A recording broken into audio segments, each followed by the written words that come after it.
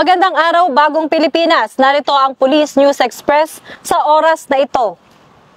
Hindi nagpahuli ang Bataan Police Provincial Office sa pagtugon sa Super Typhoon Uwan matapos pangunahan ni Provincial Director Police Colonel Marites A. Salvadora ang mga tauhan ng Bataan PNP upang magbigay ng agarang tulong at serbisyo sa mga naapektuhan. Tinitiyak ng PNP sa pakikipag-ugnayan ng local government units, MDRRMOs, MSWDOs, at iba pang ahensya ang mabilis at epektibong paghahatid ng emergency services at pagsasagawa ng mga rescue operations sa buong probinsya. Ang kolektibong pagkilos na ito ay nagpapakita ng matibay na paninindigan ng pambansang pulisya na maglingkod at protektahan ang mga mamamayan ng Bataan, lalo na sa panahon ng matinding kalamidad. Ito ay nagpapakita ng tunay na malasakit ng PNP, lalo na sa panahon ng sakuna, na tunay na tapat sa serbisyo at nararamdaman ng bawat Pilipino.